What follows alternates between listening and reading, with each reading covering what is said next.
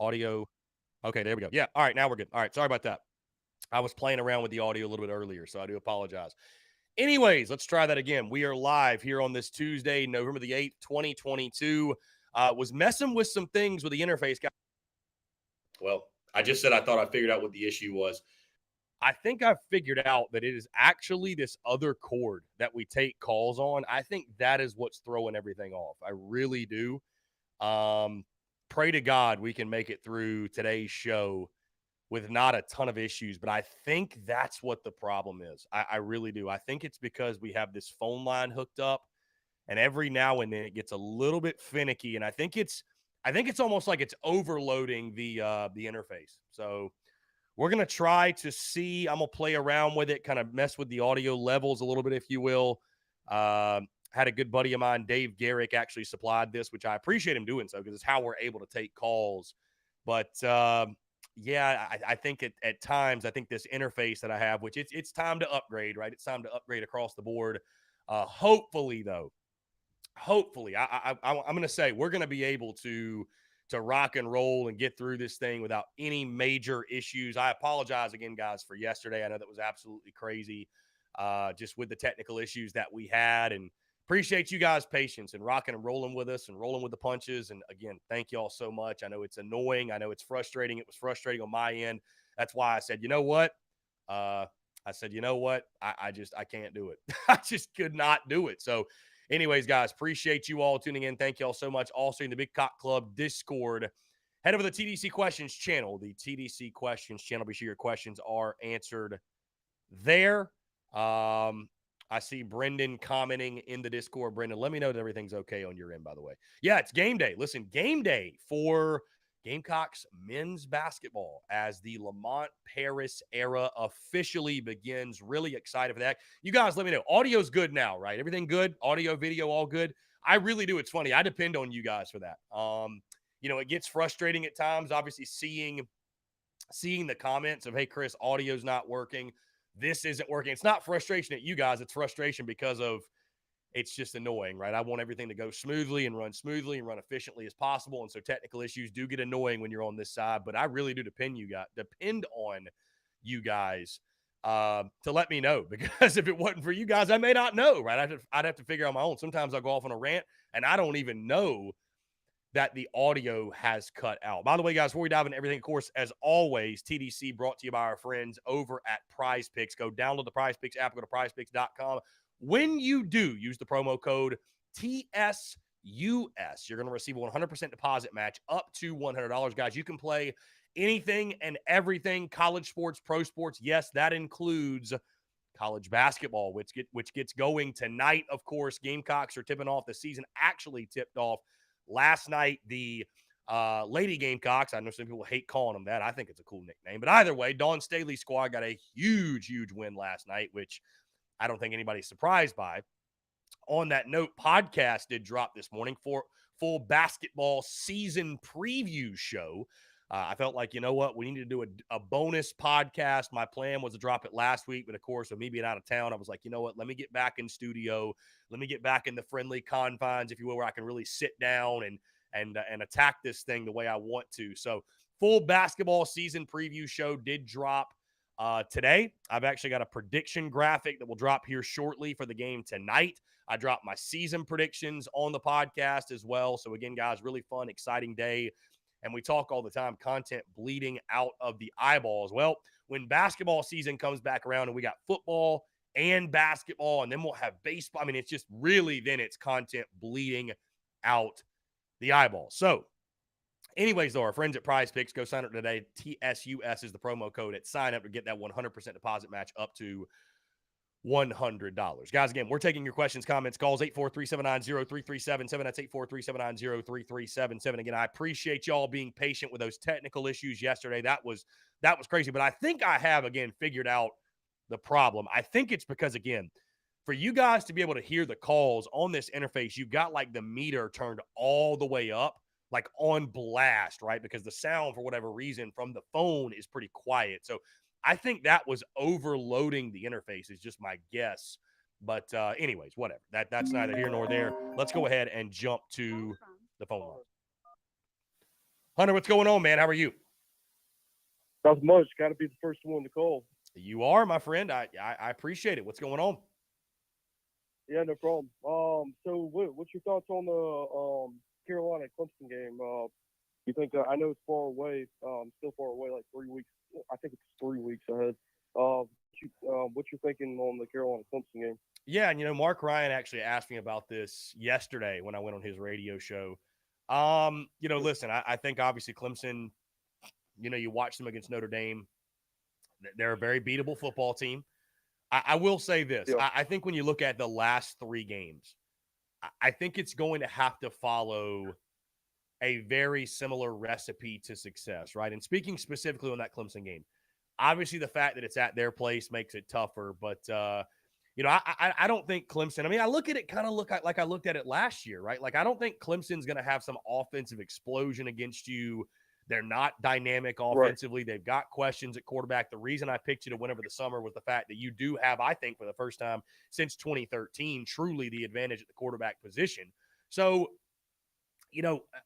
what can this South kind of offense muster? But I think the recipe for success, unless this team really, truly just turned a corner due to that Vanderbilt game and they all of a sudden have some, an offensive explosion in the final 3 games, I think it's going to come down to an opportunistic defense and making turnovers in the special teams, Beamer ball. I think that's what it's got to come down to. You got to win the turnover battle. So I think you've got a shot, no doubt. Again, like you mentioned, man, that's a ways away. And so I think the way that we look at the Clemson game is going to be shaped and impacted by the way we look over the next 2 weeks and the way that they look over the next 2 weeks. But I think certainly you've got a shot in the ball game. Yeah. I mean, no doubt. I mean, just watching the whole Notre Dame and the Clemson game that night, I've seen the special teams. Their special teams actually got that touchdown. I don't know if you've seen that part or not, but yeah. I mean, like you mentioned, Notre Dame won that game with defense and special teams, right? They won that game with defense and special teams. So I think you need to take advantage of that as well. Yeah, for sure. And I definitely think Pete Lemon is going to be looking back on that tape for sure. I mean, there's no doubt about it. I mean, but for the Tennessee game, man, I don't know. I mean, I have a little confidence in it, but it's just back and forth. I'm like, I feel like we're going to win that game because it's going to be a night game. But, we have to be Florida to be able to know if it's going to be at 7 o'clock or 7:30, which I'm hoping it's going to be. I think 7:30 is usually the best time, isn't it? So I think 7:30 will actually probably be the SEC network game, and 7 o'clock will be the ESPN game. Normally that 7:30 game is the SEC network game. So, I would say this, Hunter, not to burst your bubble or anything. Obviously, I think Tennessee is the least winnable of the 3 we have remaining, because I look at that game. I just don't know how you're going to stop Tennessee defensively. And I mean, that's not even a slight to our defense. Tennessee is scoring on everybody not named Georgia, right? Because they've got they're generational on defense yet again. So, hey, you're right. You got to beat Florida first. I don't think you even have a shot against Tennessee if you don't beat Florida and have confidence going in that game. Night game it will be though, right? You're 6-0 in night games, 0-3 in games that aren't at night. So you've played well at night, but I mean, certainly that's going to be a huge challenge. I mean, I would expect, man, if the line were to drop today, I would say Tennessee probably they're probably a 20-point favorite, 17.5-point favorite. I mean, I think they're going to be a big favorite in the ball game, man. I think Tennessee's still legit. So. Yeah, I mean, they're a good football team. Don't get me wrong. I mean, I hate Tennessee, but I mean, they're a good football team. I hate to admit it, but I'm just hoping we can upset Tennessee literally on the night game at our last home game too. So yeah. I mean, be senior night too. We'll honor a lot of seniors, right? It'll be senior night for a lot of seniors, but yeah, man. I mean, it'd be a huge upset for sure.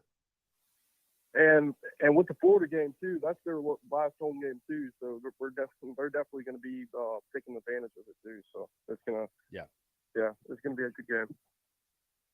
No doubt, man. Can't wait. Yeah, no, that's all I needed, sir. Hey, Hunter, I appreciate the call, man. Thank you so much. Problem. Yep, great stuff. Appreciate Hunter calling in. Yeah, like I said, guys, I know you heard it cut out once or twice. It's definitely because the interface is overloaded by the phone line. So it might be time to get a new interface, a more powerful interface. Anyways, though, guys, doesn't matter. We're rocking and rolling. 843-790-3377. That's 843-790-3377. We got my good friend Alex McGrath. He will join the show here in just a couple of minutes. But in the meantime, I do want to hear from you. Let's go ahead and get after it. Ricky, what's up, man? How are you? Good. How are you doing? I'm doing well. Appreciate you asking. What's up? So I wanted to see what you're thinking about after Clemson's beatdown versus Notre Dame. You think Carolina has a shot? I think South Carolina absolutely has a shot. I mean, I picked them to win over the summer. So, again, like I was just telling Hunter, man, I think a lot of it comes down to, and I think the recipe for success for this football team is pretty clear cut at this point, right? I think you got to win the turnover battle. You got to be opportunistic defensively, and you got to win on special teams. And I think that'll apply in that game as well. I don't think South Carolina.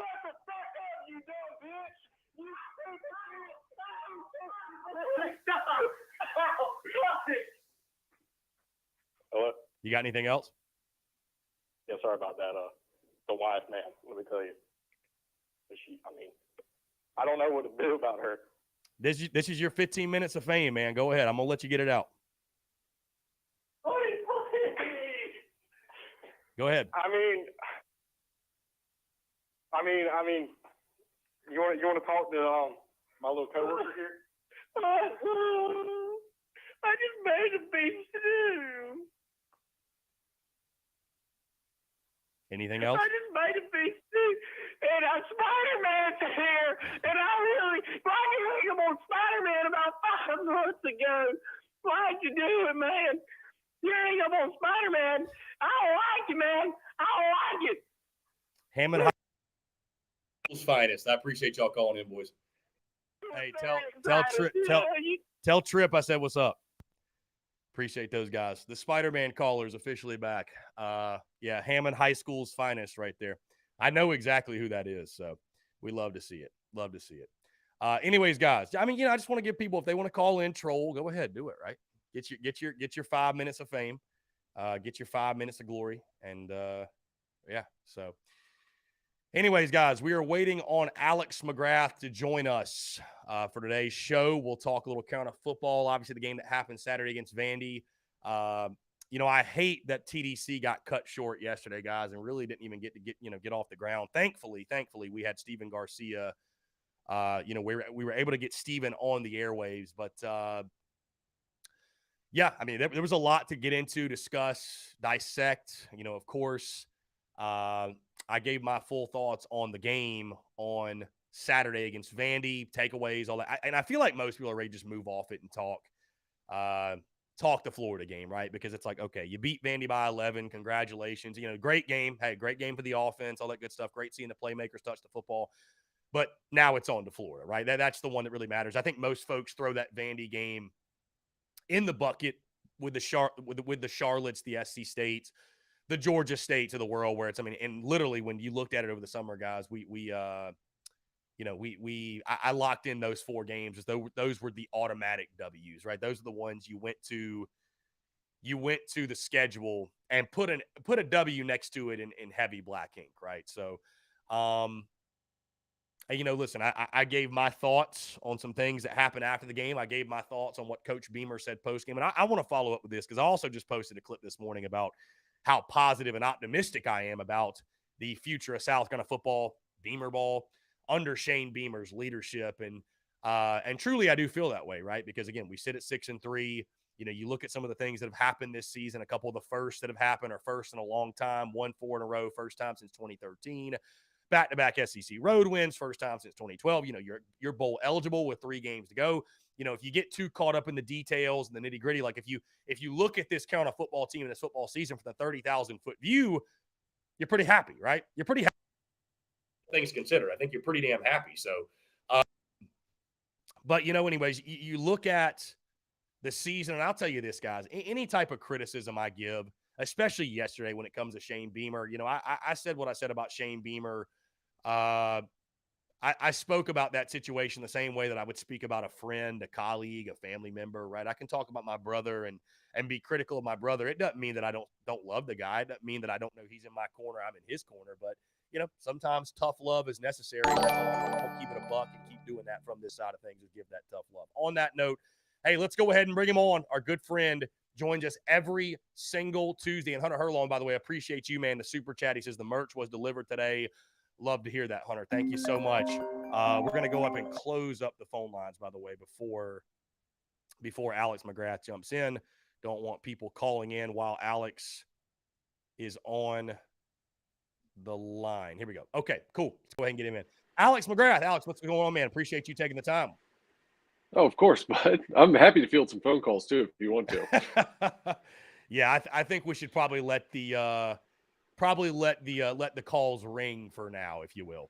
Also, it's great to hear from you and there not be any bugs in the background. We had Steven Garcia on yesterday, and of course he had the technical issues you had at one point. Yesterday was, I don't know if it was, the list of hackers at this point, right? You know how, I don't know if you know this, Dave Portnoy of Barstool, he gets bottles of champagne and he gets his haters' names engraved in them or what. I'm going to start doing that for the hackers. You're just going to see bottles of Dom Perignon in the back, and one of them's going to have Marcus Satterfield's name on it, Frank Martin, Mark Kingston, Will Muschamp. Just go down the list of people that that are on my hacker list, if you will. But we had some crazy technical issues yesterday, so glad to hear from you and it not sound like there's a frog under your desk.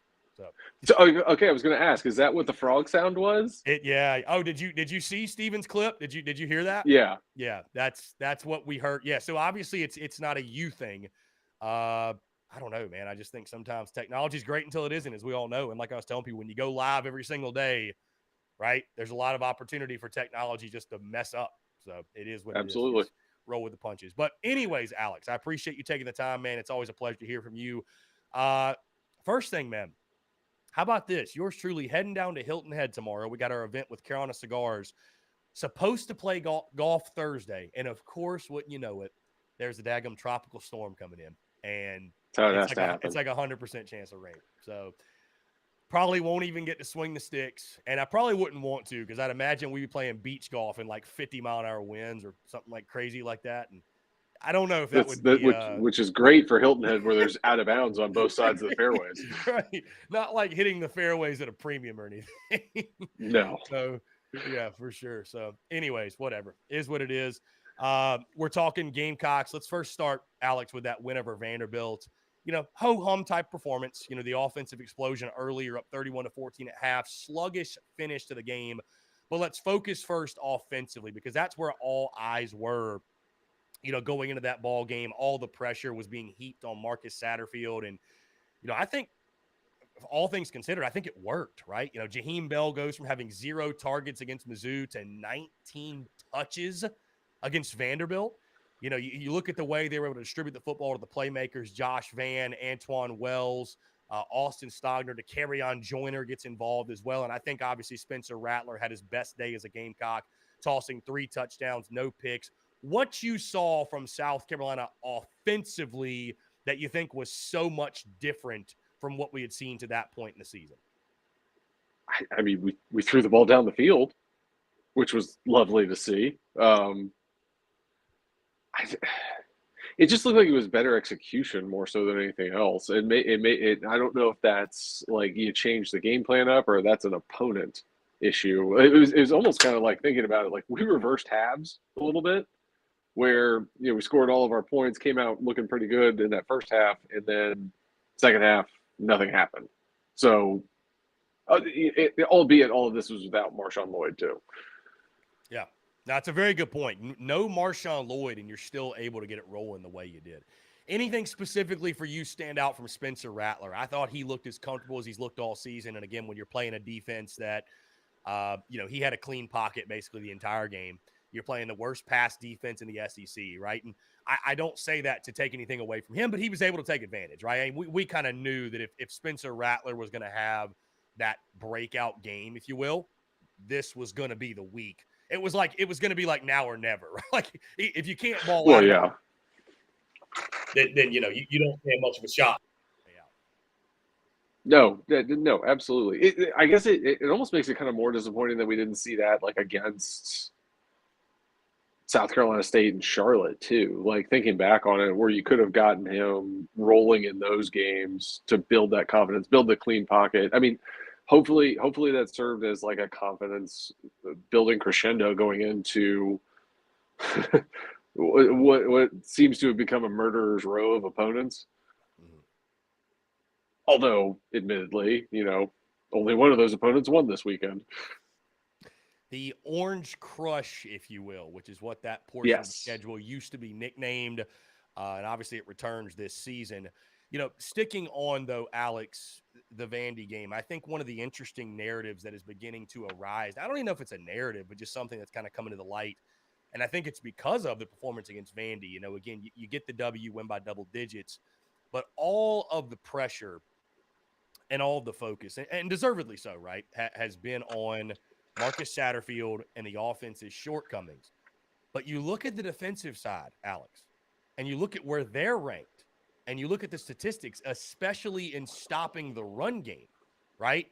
And they have struggled mightily, and you allow Vanderbilt to rush for over 200 yards against you, around like 226 yards or something like that, 454 yards of offense is what Vandy was able to put up. And, right, sometimes you got to chalk it to, hey, that was just the flow of the game. Sometimes it doesn't make a lot of sense, right? But how concerned are you watching that defensive performance when you faced a Vanderbilt offense that was dead last in the SEC in offensive production? And, I mean, they were just going up and down the field on you. It wasn't a great showing by the defense, and especially when they had to put in the more mobile quarterback in the back half of the second half, because we're going to see that in droves this weekend.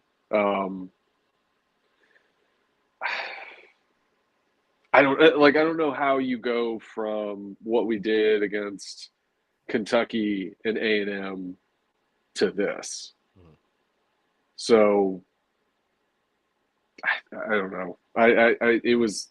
It was somewhat distressing. I saw a great tweet during the game that said, I didn't have, and we've got a shootout in Nashville on my bingo card. Didn't see that coming. Yeah, I said during the game that this was the shootout we were all expecting, right? This was the offensive explosion. No. So no, not at all. Yeah. This felt like a 21-10 we get out of there. Oh, yeah. And then you put up 31 in the first quarter. I was like, all right, well, Yeah, let's see if we can hang 60. You undoubtedly scored more in the first half than I think most fans were expecting you to score the entire game, right? I mean, it's for sure. Yeah. So, I just, though, Alex, again, it is really interesting, though, is we haven't been giving as much attention to the defensive side, because I think, too, you look, Clayton White, right, what he took over and inherited just was a complete mess, right? I mean, it's crazy to think that Will Muschamp was thought of as this defensive guy, and you could argue defense is why he got fired, right? Because it was just flat out abysmal, right? And then going into last season, you lost the likes of Horn, McQuamu, other guys hit the portal. And so the expectations for the defense was so astronomically low. And so he exceeded all expectations, and you led the SEC in picks, and, right, you had a really good year defensively. So, and I'm not saying Clayton White shouldn't get patted on the back and shouldn't be told good job, but it's just interesting how the run defense, to me, Alex, just continues to be a problem.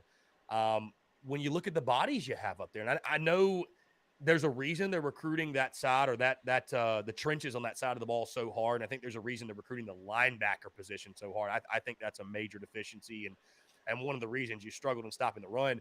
But again, it's just like you saw Vanderbilt getting pushed, 3-4 yards, pushing our guys back off the line of scrimmage. And so it just, it's I'm not saying it defines what you're going to do the final 3 games, but you look at a Florida team, they run the football well. Tennessee can do everything well. And then Clemson, their bread and butter is running the football right now because they don't have an answer at quarterback. So that run defense is going to have to make major strides in the final 3 games, I think, to give you a shot. Absolutely. But I think the most mystifying piece of this whole thing is just that, why does it come in waves? Like, Georgia State runs the ball. I mean, Georgia State, Arkansas, and Georgia all ran for over 200. and now Vandy Right. ran for over 200. Right. But then like Kentucky, but like you stuff Kentucky, Right. you stuff Texas, Right. like so what? Yep. Like how? It kind of goes back to what we've been talking about the whole time, like where you get these slow starts on offense. Like what is that coming from? And I And think Alex, like to to your point, it solve might be a that one-off. Rubik's cube, Yeah, it might be a yeah, one-off. It might be a one-off, but it's hard to watch that, not just be like, you know, huh? you know what Yeah, I mean? Like that something's not, because like you mentioned, I mean, against Kentucky and A&M, your defensive line took over in those ball games. I mean, they did. You know, it looked like, you know, we talked about it. It looked like the vintage performances from 11, 12, 13, where the defensive lines would just really take over, pin their ears back, be stingy against the run. And I will say this, by the way, and I'll probably mention this again either today or sometime this week, but Torian Gray, what he's done with the secondary, he's worth his weight in gold because, yeah. I mean, obviously the secondary. I mean, you know this, Alex, the Gamecocks lead the SEC right now in interceptions again with 11. That's I mean, that's unbelievable. They're obviously doing their job. So if you can ever put, you know, those two together and have that run defense to complement it, you're going to really be cooking on the defensive side. And all things considered, you're doing pretty well, but you're really going to be doing well if you can stop that run eventually. Absolutely. And like there's a part of me that wonders if it's just like all emotion and hype, right? It's like can they get themselves in the mindset to be ready to stuff the run like they did against Kentucky? Like because those are big games for us, right? Those are, you know, you got the Kentucky streak on the line, you're playing a top 15 opponent on the road. It's like that's easy to get up for. You go back and you play Texas A&M at home, who you've never beaten since they've been in the SEC. You put a pounding on them, and then it's like you go to that. Then we go to the Missouri game, and you know, it like, are you able to like emotionally get up for that? And like, I don't know how else to explain it. Like because it's such a Jekyll and Hyde thing. It's no different than the offense looked last year. It's like, you know, we have dead Zeb Noland against Texas A&M, and then you just absolutely throttle Florida the next week, and I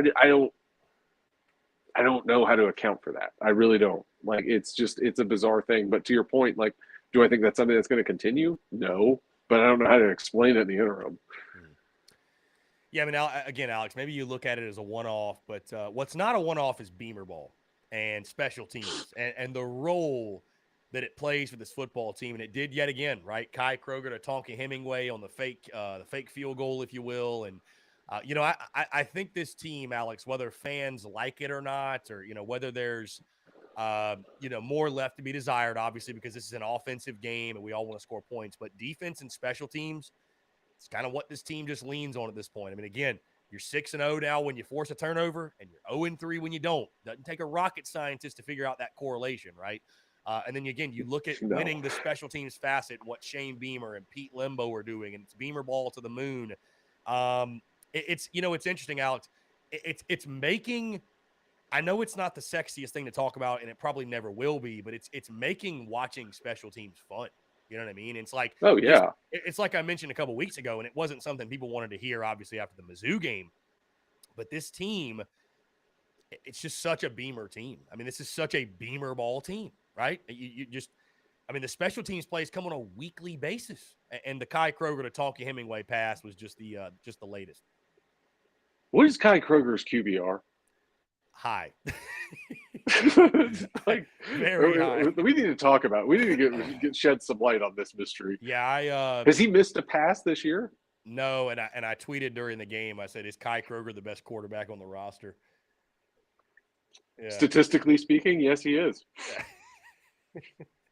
Ironically enough, him and Dak Joyner are the top two, I would say. So. Well, yeah, you're right. They haven't missed one yet. Yeah, it's funny. You look up Kai Kroger's stats on ESPN, and it's all his kicking stats. I'm like, guys, you got the wrong stats pulled up. Here we go, passing. Yeah, he's for his career, he's 4 for 4, 4 for 4 for 102 yards and a touchdown. Not bad. Not bad. I don't know if this RTG at the end is the QB. I don't know if that's QBR. This is rating, but 396.7, whatever it is. I think that's pretty good. So I mean, I'd take it. 4 for 4 for 102 yards. You can make a living. See, now you got me Now you got me interested. I'm gonna pull up the stats on South Carolina football's page here. Let's see the overall passing stats. It is wild, dude. And he throws a pretty ball too. I tell you, it's you would not expect the punter / holder to, to be able to really put any touch on it or anything. But I don't know, man. I don't know. He makes it. Yeah, here we go. His I don't know. Anyways, I can't find the QBR, but it's really good. It's really good. So, anyways, it's Beamer ball to the moon, man. I mean, this team has just found their knack for winning that phase of the game, and in an 11-point victory where you win the turnover margin 4-1, and you have that play in special teams. I mean, again, it shows itself yet again. It was a huge play in that game. Oh yeah, no, it's you're right though. I mean, it makes special teams fun to watch, and it's turned into like this mirror of those old Virginia Tech teams where it's just like a lunch pail defense, and you're winning the special teams battle, and you do what you got to do on offense. Now, is that what we all wanted it to look like or expected it to look like? I don't think so, but we're winning in year 2 with help on the way. Like, I think that's all you can ask for. You got to do, like, it's going that extra mile and putting emphasis on things that can get you hidden yardage and hidden points and turn that tide during a game that gets you those extra wins. Like, that's how you get to 7-6 last year. That's how we've gotten to 6-3 this year. Like, you've got to do those things until you're confident enough in the guys that you have on the field to go straight compete with people. And even when we get those guys, we're still going to have that sitting there. So, I mean, it's building what you want to build. It's just, again, I just go back to, it's an awful hangover from the Muschamp years where offense couldn't do anything. Yeah. And, we fortunately didn't see that on Saturday. But, now we've got a real stretch of opponents here that's going to test that to the max. And Alex, to your point, let's stop for a moment, right? Because we're going to talk about Florida. But before we look at that game, right? When you look at this season from the 30,000-foot view, because I posted a clip right before I went live today, because I understand the devil's in the details, right? And the details matter. But when you look at it from that 30,000-foot view and you just look at record and you don't necessarily focus on, well, it didn't happen exactly the way we wanted or it didn't look how we wanted. I mean, all things considered, year 2 of Beamer, you're through 9 games, you're 6-3. Shane Beamer will have the opportunity, by the way, to do something that no other South Carolina head coach has ever done, not even Steve Spurrier, which is win bowl games in their first 2 seasons. You've won 4 games. You went on that 4-game winning streak. You had a 4-game winning streak for the first time since 2013. You've now won with the win over Vandy, back-to-back SEC road games the first time since 2012. If you beat Florida, that'd be 3 straight. Hadn't happened since 2011. You beat Texas A&M for the first time in school history. You beat Kentucky and Lexington for the first time since 2012. I know the Mizzou game sucked. Nobody's denying that. Also, by the way, you beat Vandy for the 14th straight time, which – I know isn't a big deal to some people, but that feels pretty good to have a 14-game winning streak. I don't care who it's against. All that being said, right, I understand when you follow the program as closely as we do, right, you're going to focus and lock in on details and the beauties and the banter, right? It's literally what we discuss on a day in, day out basis. But if you're able to kind of take yourself out of that and look at this thing, right, the bigger picture, you got to be ecstatic, all things considered, where South Carolina football is. In year 2 with Shane Beamer, you're 6-3 going in these last 3. You don't have to pull some upset, right, to get to bowl eligibility. And like you mentioned, reinforcements are on the way. Recruiting's going well. Now, we will see if Shane Beamer, what adjustments he makes after the regular season to South Carolina football, if he makes any, right? Whether he does or doesn't make an adjustment, that'll be a decision he makes for the future of the program. But again, I just want to reinforce, Alex, all things considered and where you sit right now, I'd say South Carolina football, year 2 of Shane Beamer, is in a very good place. And they've made progress this season that can't be denied. Oh, for sure. I mean, especially if you compare it to like the 2 seasons prior to these. You're 4-8 and 2 you're 4-8 and 2-8. So I mean, the progress that the program has made is undeniable under Shane Beamer. And I don't think anybody would say we're not going in a positive direction. I think there's just it's tough to watch Antoine Wells do what he did against Vandy, or like what the difference is if you get Jaheim Bell 20 touches a game, what that can look like, and why we haven't been doing that. I think that's the frustration, because it, like, everybody, like, after last year was so jazzed up and excited about what this thing could be, and it's just like that part of it has fallen flat for this year. I mean, Lloyd's broken out. Like, we've got a genuine top tier running back staying there in the backfield. It's just, I think we thought, or at least I know I thought, my expectations were a lot higher on what we'd be able to do on the offensive side of the ball. But I think if you take, again, to your point, if you take the 30,000-foot view, yeah, we're trending in the right direction. And I think that's why it's so funny when you talk to someone from the national perspective. It's almost like they have a different viewpoint of Carolina football than people for sure. that are so deeply connected. And again, that's, hey, the closer you get, right, the more glaring the deficiencies are. I mean, I understand that, but it is just kind of interesting how, and I don't know, maybe they just want to be nice to me. But like everybody I talk to nationally is like, bro, you guys are great. Beamer's awesome. He's a legend. Y'all are doing well. He's going to get it going there. Like, but when the closer you get to it, right, the more the issues stand out, which, again, not saying there doesn't need to be adjustments made. I mean, you're talking to somebody that released Fire Sat merch. Trust me, I know there need to be adjustments made. I know what needs to change. We all do.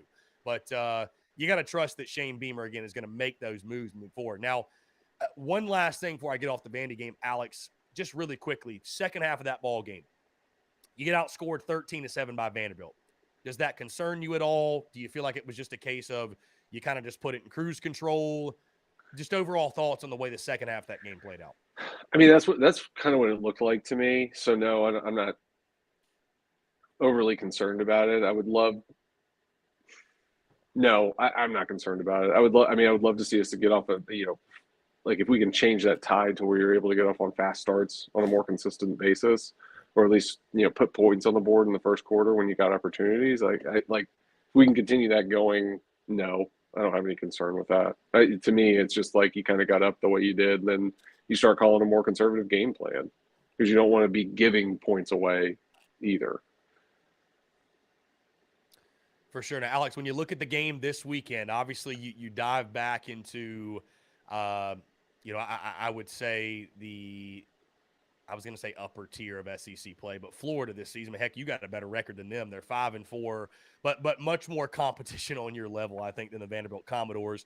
You're going to the Swamp. That's a place you've been, obviously. I mean, you've seen the Swamp literally at its best when you were there in 2006, which, Alex, it's funny, fun side note.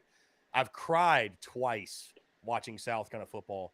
The first time was the 2004 Georgia game when we were up 16-0 and then lost 20-16. Do you know it, Alex? The second time was the 06 Florida game. And I'll never forgive Jarvis Moss for it. Should have won that ball game. Should have won it. Ryan Suckup, I believe that kick was going right down the middle. And I remember when I talked to Suckup, I talked to Suckup. He's like, dude, I hit a beautiful kick. Boomed it. Which he did a lot. But anyways, that's neither here nor there. And continues to do. You were on the field for that, right? Were you on the field for that kick? Yep. Yeah. I was. Yeah. Just that was I don't know that I've ever watched a South Carolina team play so well and lose, right? I mean, just go toe-to-toe with the number one team in the country. Like, no flinch whatsoever. And, we all know how it played out. But. Yeah. That was, I mean, that's even before you take into consideration they blocked two other kicks prior to that one. Yeah. And that was by far the most dejected locker room I think I've ever been in my career. It was just like it was almost like no one. It was like you couldn't believe it happened. It was so quiet, and everybody just sitting there like, what just happened? And it was a quiet trip home. We'll put it that way. Yeah, no doubt. It was a somber night for sure. But either way, we've had some more fun memories in the Swamp since then. And obviously, you look at this game this weekend, Alex. I think if South Carolina is going to win, it's got to be a shootout. I mean, I just look at both defenses. Both defenses struggle to stop the run, especially. I posted the stat yesterday. When Florida runs for 210 plus, they're 5-0. When they don't, they're 0-4. So for Florida, they need to run the football. For us, we need to force turnovers. I think this is a game, though, you got to score at minimum 30 plus. And in first-year head coach, with first-year head coach Billy Napier, which is a name that we know very well from the coaching search that we had, they need this win to punch their ticket to 6 wins, and obviously Gators are favored. When you look at this matchup, do you think South Carolina can carry over the offensive success they had against Vandy and exploit, again, a Florida defense that you look at the statistics, not very good. Pretty much everybody has scored on them. So there should be a chance. There really should be an opportunity for South Carolina to keep that positive momentum from the Vandy game going offensively, especially if you get Marshawn Lloyd back for this ballgame. Yeah, absolutely. And I don't, and this may sound crazy, I don't know that you got to score 30 to win this game, because I feel like what's going to happen is what Florida does best is run the football. So if you can make Anthony Richardson try to carry that team through the air, I think you've given yourself an advantage. Now, 2 years from now, that's probably not the case, but I think as it stands right now, I think you give yourself an advantage, and they're going to do the exact same thing to us. They're going to try to shut down that running game and make us beat them through the air. And so you're kind of taking away, I think, or if I was doing this, that would be the game plan. It's all right, listen, we're going to shut down what they're good at, make them beat us out here, because making them beat you out there really plays to our strength, where we've been able to create all these turnovers in the secondary. So I don't think you have to score 30. I think you've got to be able to efficiently throw the ball and not turn the ball over like we did against Vanderbilt to give ourselves a chance. And Alex, just to reinforce the numbers, by the way, to give you the numbers, Florida is allowing 256 yards per game passing and 185 rushing per game. So, there should be some opportunities in the passing game, you would think. And you'd like, I'd most certainly like to see. I know they got Jaheim Bell heavily involved at running back, and I think some of that was due to necessity, right, with Lloyd being out. But, God, I'd love to see him get going in the passing game, man. Don't you just feel like that's where he's most lethal? That to me, when you look at a Jaheim Bell, that's where he creates the biggest mismatch, is in the passing game. Oh, for sure. If you can get him matched up on a linebacker somehow, I would just love to see us throw him a deep ball. Let him run an inside streak and just throw it as far as you can. Let him go get it. Worked pretty well in the bowl game. Didn't it? And it's shocking that we haven't tried that again since then. Which I think speaks to my prior points, but that's neither here nor there. But again, if you can get Van going, if you can get Wells going, and then you've got that focus drafted somewhere else, and then that's where you can hit big plays with Stogner, Jaheim, whoever else you want to put on that inside slot. And then if you can effectively run the ball with Marshawn, you could have a very successful night there, barring any disastrous turnovers, which we didn't have against Vandy, which is, I think, why we had as much success as we had. So, if you can avoid turnovers and distribute the football to your playmakers, you're going to have success against them. It's whether or not we can get our and again, I think this just goes back to what we were talking about earlier. This is a big game now. So I think that hype is going to be there for that defensive front. So, I think we've got a good opportunity to go in there and notch a 7th win. Yeah, and Alex, I think the key defensively to that side of the ball, I think selling out on the run, right? They are very capable with the likes of ETN, which we know that name very well, unfortunately. The brother. Yes, we do. Trevor Etienne. This is Travis Etienne, I believe. They've got Johnson as well, which, talking to the Florida guys yesterday, they just rant and rave about him, how good he's been this season, 549 yards, 8 touchdowns. I think you got to sell out. What you really have to do, I think, is sell out on stopping those guys, and you got to kind of hope that Anthony Richardson, number one, doesn't have his best game, and he's been really good of late, right? Last 3 or 4 ball games, he's 9 touchdowns, no picks. He was more than willing to turn the football over early in the season. And then also, of course, lean on your secondary, right? They've been so good all year, and, you hope guys like Cam Smith, Darius Rush Devontae Reed, those guys in the back end, DQ Smith, they're making big plays for you. But, I mean, obviously it goes without saying, if Florida's able to go up and down the field running the football, it's going to be a really tough day. What's interesting, Alex, I agree with you. I think this is a bit of a coin flip toss-up game. Florida is minus 320 in this one. You can get the Gamecocks on the money line for plus 250. So there's a lot of value in taking South Carolina if you think the Gamecocks are going to get the straight up road win.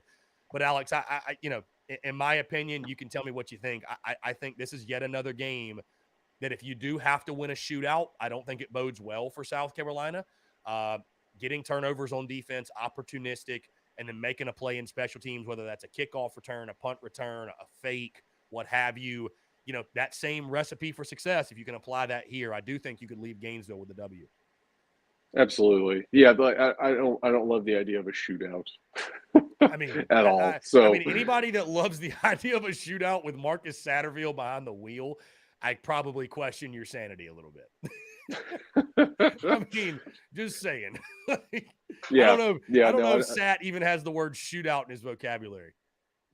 I doubt it's on the play sheet somewhere. But like with that, like if you can play ball control offense and contain Anthony Richardson, that's how you're going to win. Yeah. And it's interesting, Alex, with their offense, it's an RPO scheme. So he's got the option to run every play. And so I think stopping that quarterback run, that'll be another big piece of it, man. And I know at times we've been susceptible to that. So the play of the edges, guys like Edmond, Birch, right? The defensive line. I mean, we've got to see that defensive line we saw from the Kentucky and A&M games and sort of have them take over. That happens again. I think you got a real good shot.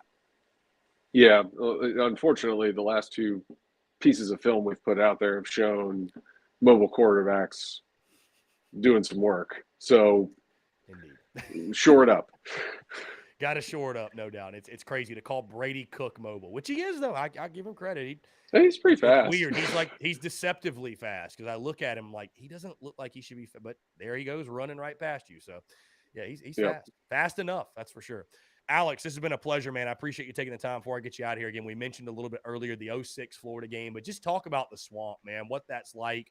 College football is full of historic venues, and the Swamp is definitely up there with some of the best in college football. It's so funny when I used to play and still do time to time, but used to play NCAA football like religiously when I was a kid, right? I think the first one I ever got was like NCAA football, I don't know, 04 or something like that. But, when they brought in that crowd noise meter thing, you'd always go to the Swamp, and it was like they would rate toughest places to play.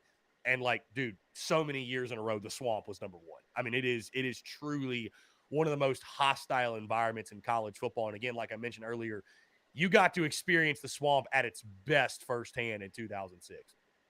Yeah, no, it's wild how loud it is because like the stadium itself is pretty vertical, where it just like funnels all that noise back down onto the field. The other thing that's interesting about the Swamp is just like how close the stands are to the sidelines. So I mean, like where you're sitting on the bench, 6 feet behind you is the student section on the visitor side. So I mean, it's pretty wild. Like truthfully, and I'm sure I've told the story on the podcast before or the live show before. Going down there in 2006 was Spurrier's first time back in the Swamp as an opposing coach.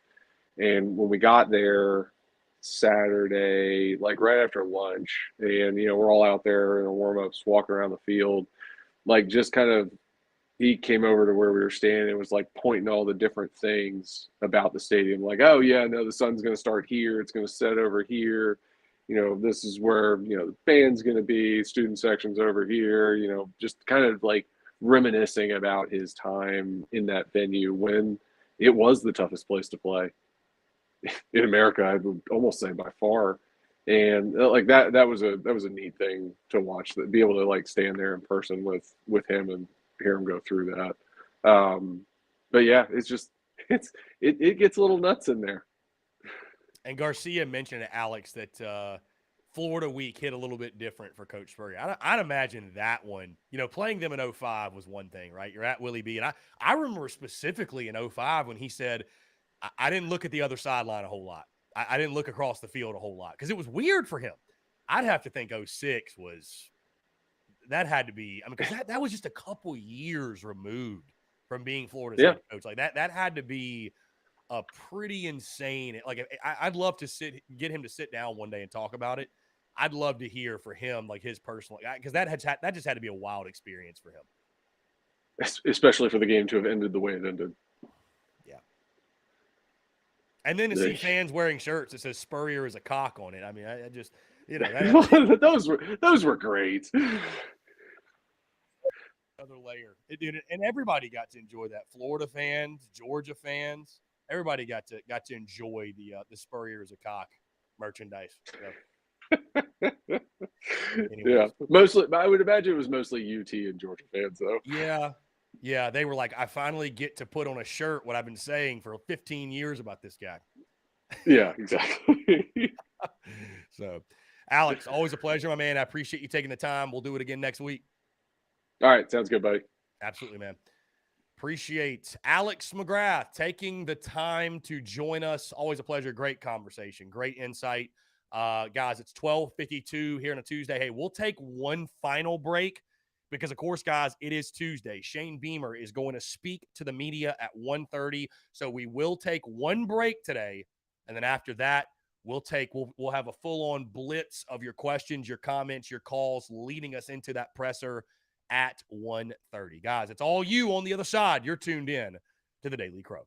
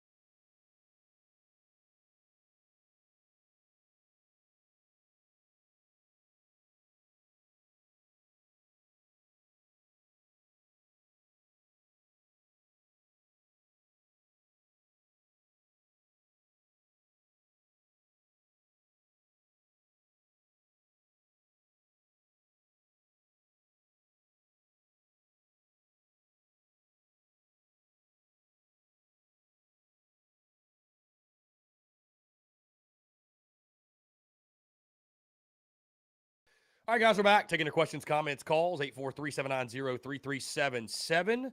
That is 843-790-3377 here on this Tuesday, November the 8th, 2022. Guys, I want to hear from you. Phone lines are open. Let's get back into your questions. Again, we will not take another break the rest of this show because, again, we've got Shane Beamer upcoming at 1:30, and that will take up the rest of the show today. So I want to make sure we get enough time in for questions. Obviously, with no basically, I'd almost call it no show yesterday. I mean, that was, as brutal as the technical issues were. Here we go. To accept, press 1.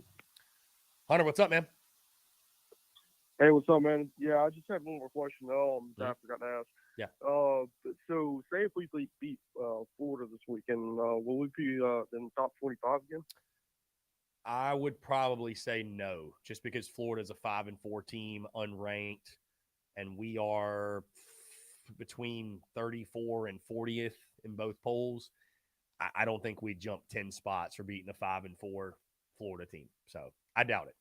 Beat Tennessee though, beat Florida and Tennessee though, then yeah, I think you'll be back in the top 25. Yeah, I mean, I honestly believe that if we, I know we got to focus on one game at a time and everything, but if we do beat Florida and we get ranked and everything going into Tennessee, I honestly still feel like game day might come if UCLA loses and all. I'd love to see it, man. I'd love to see college game day in Columbia, but yeah, you got to beat Florida first. But I'd say no. I don't think the Gamecocks would be ranked. Yeah, I mean, I guess we'll see until after the game. Yeah, we'll see what the voters say. I mean, I'm not an AP poll voter, so. All right, man. I appreciate it. Yeah, I appreciate the call, Hunter. Thank you so much. We just had a missed call from New York. I'm sure I know who this is that was calling in. Give us a ring, 843-790-3377. Ben Smith says Florida has much better receivers than people want to give them credit for. Ricky Pearsall is legit. Richardson's up and down as a passer. Hopefully, has a bad day.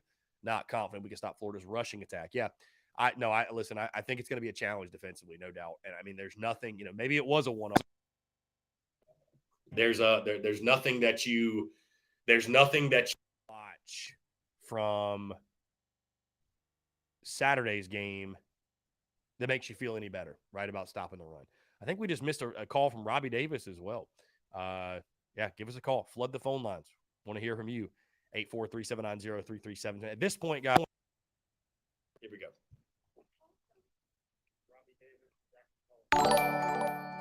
Robbie, what's going on, my friend? How are you? I'm doing fantastic. I just got home about 9:30ish from my mom's house because I went over there and hung out with her, stayed with her for a couple of days because she had surgery on her neck. They had to fuse, if she told me correctly, they had to fuse a couple of her vertebrae together. So she's actually at the hospital talking to the doctor right now, and she may or may not be able to go back to work. Hopefully she's able to go back to work because she told me that she hates sitting around. So hopefully the doctor gives her the okay to go back to work to an extent.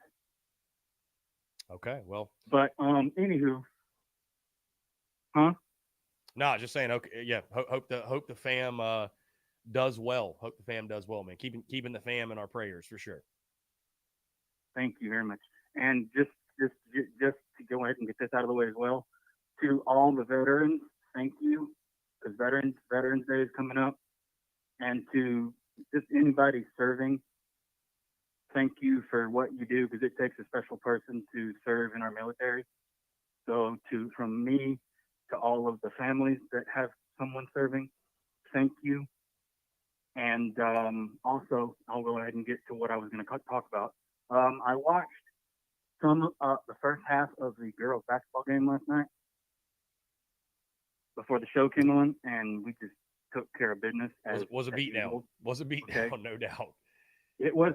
Oh yeah, it was an absolute. It was an ass whooping. Okay, we bent them over our knee and gave them an ass whooping, and they had to take it, and it was bad.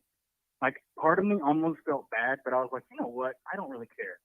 I was like, we don't do well in some other sports, but at least we kick ass in women's basketball. So to those of you that think girls basketball is worthless, to South Carolina fans, it is not worthless.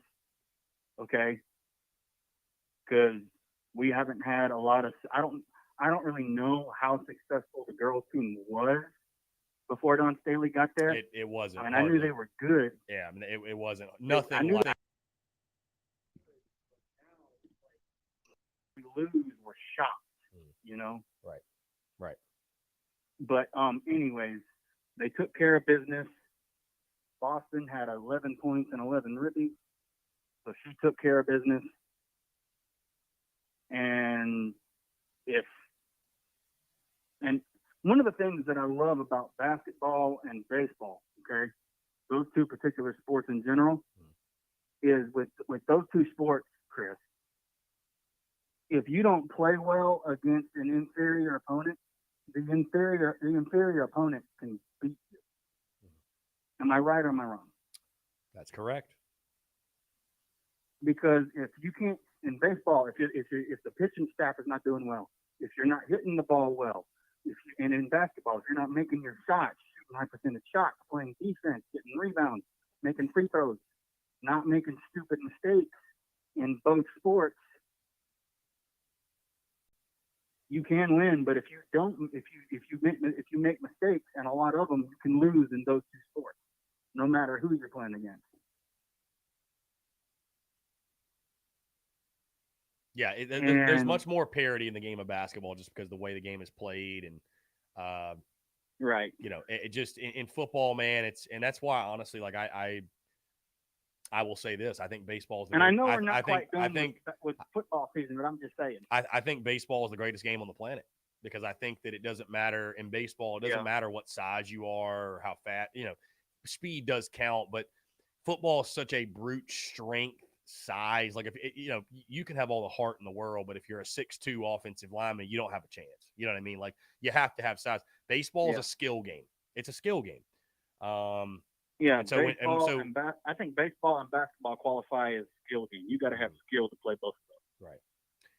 But yeah, I mean, there's a lot of parity in college basketball, man. I mean, you see like teams like, you know, DePaul beat, you know, I mean, last night, for example, you saw Sam Houston State beat Oklahoma. You saw Stetson beat Florida State. Like that would never happen on a football field, obviously. So it would be a miracle if it happened, but the odds of it happening on a football field are like practically low. zero. Yeah, practically zero.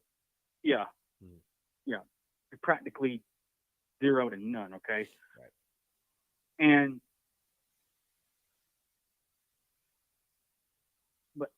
And it's crazy that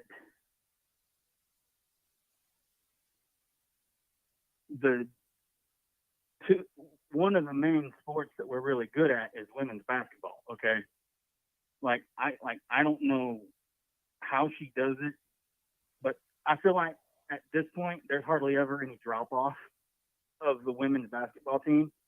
It's almost like all we do is reload and just kick people's butts on a regular basis. And I don't care if it's women's basketball, if it's baseball, if it's freaking water polo, okay? I don't care. Every fan of every team in the pros or college or what have you, every fan loves a winner. And right now, Don Staley has a winner, okay? And just judging what I saw in the first half, we actually, and unlike last year, we have depth at every position. At one point, we had like 4 players on the court that were not centers, did not play center by trade. Okay, we have length, we have speed, and just absolute, just. It's crazy how good the girls' basketball team is. Yeah, you're a basketball guy, right? Oh, dude, I don't get me wrong. I love football, love it, But if I could coach a sport, I would probably want to coach basketball for this reason. One, there's only so many defenses you can use in basketball, okay? And if you've got a great basketball mind, you can figure out a way to beat said defense, right? But if they run the defense correctly, it's going to be even harder for you to defend. Right. So then you got to think outside the box, but also it's not that many players to worry about. It's only 5v5, and with football it's 11 versus 11.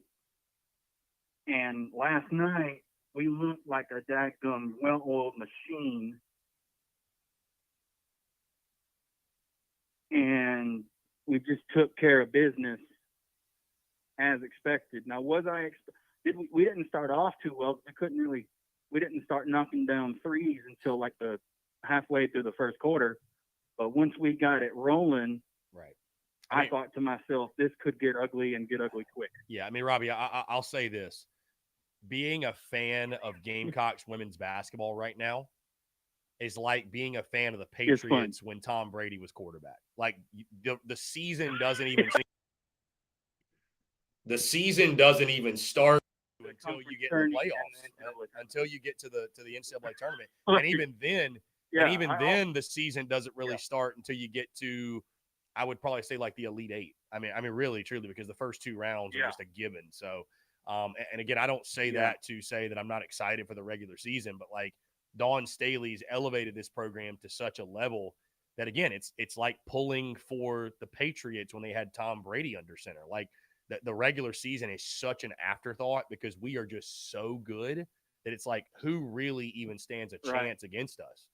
I mean, in college basketball, in women's college basketball, I mean, there's only like, I'd argue 5 or 6 teams that really even have a shot at winning the whole thing. So, you know, I think South Carolina is one of them. Yeah, I think this team for sure, man, is well on their way to. I mean, we expected what happened last night against East Tennessee State to happen, but no, they're well on their way to going back to back, and I've predicted that for them. I mean, you know, it's Carolina versus the field. I know there's some good teams out there, but how can you how can you pick against the Gamecocks team that has 4 or 5 starters back? You got Zia Cook back. No. Aaliyah Boston's still the best player in women's college basketball. Dawn Staley is still the best coach in women's college basketball. So I think it's South Carolina's trophy to lose this season. Exactly. And they showed the number of players on East Tennessee. They have 14 total. 12 of the 14 are sophomores and freshmen. So if all of those girls come back, I think East Tennessee could turn into something as far as their conference goes. They could very easily in the next year or so, or the next 2 to 3 years, win their conference title, in my opinion. Yeah. But anyways, let's get to the meat and potatoes of the conversation. We're going to talk about some Florida Gator meat, why don't we? Okay. Yeah. What do you, Robbie? In order for us to have a shot, obviously, as always, to beat Florida Florida comes to us, right? We go to Florida. Okay, so we go to Florida, and then Tennessee comes to us. Okay. Yes. I got it figured out now. Okay, so in order for now, obviously, like you said earlier before going to break, right, with Alex, right? Mm-hmm. Right. The Swamp is not an easy place to play, regardless of how the team looks. The Swamp is an absolute nightmare once that crowd gets to cooking, okay? And in order for us to have a shot, like I said against Texas A&M, hang on to the football, make their defense have to stop you. Because if they start thinking, oh crap, I better do something and do something quick, someone on that Florida defense is going to make a mistake, and we are going to wind up scoring. And that, I believe, is one of the main keys. Obviously, winning the special teams battle and winning the turnover battle is a given. okay, we have got to just go out there and just whatever you got to do it without getting penalties on you. Okay,